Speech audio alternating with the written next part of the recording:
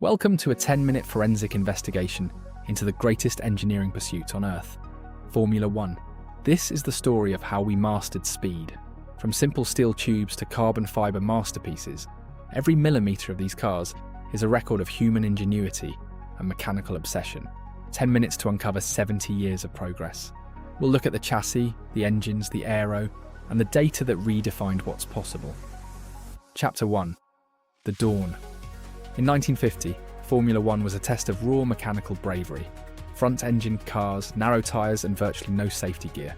The cars were heavy, underpowered by modern standards, but they were breathing naturally, producing power that far exceeded the grip available. Mechanical simplicity was the rule. Suspension was rudimentary, and drum brakes were the only thing stopping these machines from triple-digit speeds. It was high-stakes, life-or-death engineering. But in the late 50s, the first major technical pivot arrived, the mid-engine revolution. By placing the weight behind the driver, the balance of the car changed forever. Balance became as vital as power. Grip was finally being managed. This shift allowed for a lower centre of gravity and better traction. The cars became more agile, faster in corners, and more predictable on the limit. Chassis design evolved from heavy steel frames to lighter, stiffer space frames. Every pound saved was a tenth of a second gained on the stopwatch. By the mid-60s, F1 was no longer just about bravery, it was becoming a science. But the biggest scientific leap was still to come: aerodynamics. Chapter 2. The Aero Revolution. In the late 60s, engineers realised they could use the air to push the car down, not just slice through it. Downforce was born. For the first time, cornering speeds weren't just about tyres, they were about the invisible hand of aerodynamics pushing the car. But wings brought a penalty: drag. The fight to balance downforce and straight-line speed became the defining engineering battle of the 70s. Then came the ultimate aero trick: ground effect, using the entire underside of the car as a wing to suck it to the asphalt with incredible force. Cars like the Lotus 79 were engineering anomalies. They created so much grip that drivers' necks could barely handle the sustained G-forces.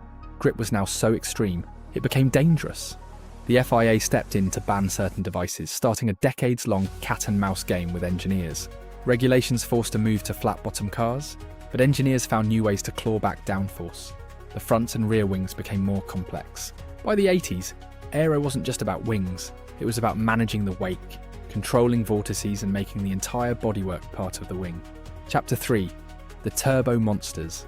The 80s saw engines shrink in size but explode in power. 1.5-litre engines producing over 1,000 horsepower. Boost pressure was unregulated in qualifying. These grenade engines would last only one lap, but produced power that overwhelmed every component.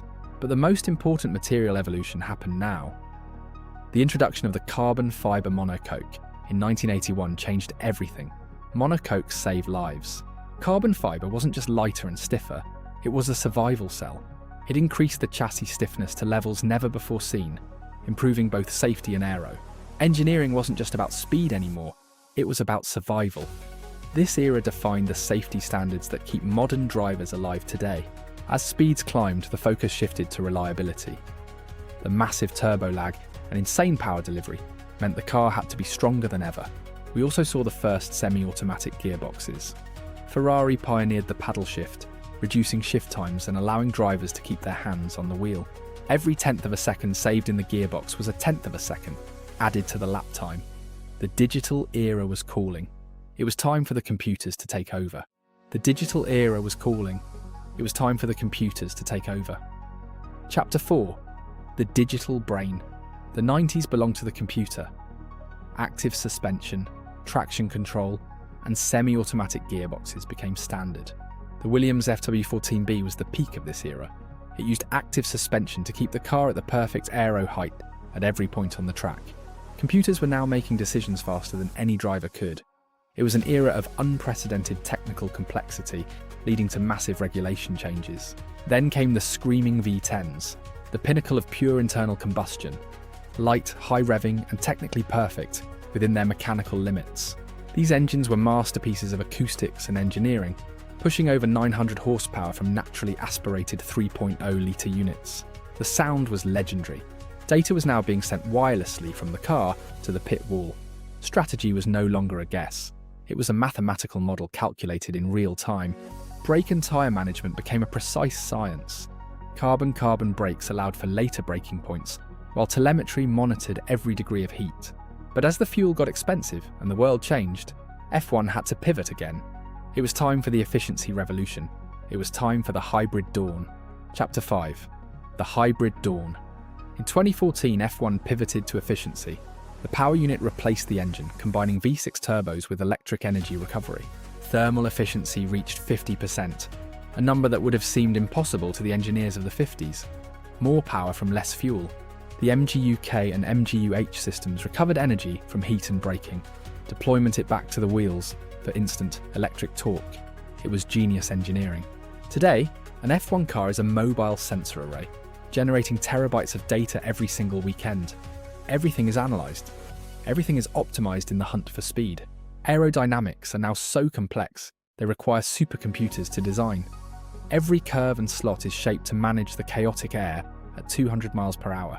Suspension, steering, and chassis are now one integrated system.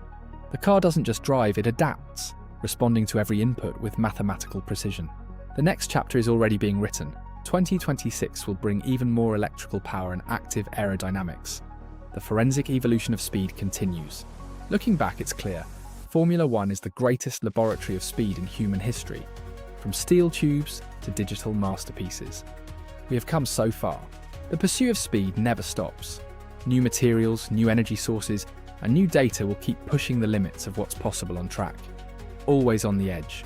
Thanks for joining this forensic deep dive into the history of speed. Like and subscribe for more technical investigations. We'll see you at the next race.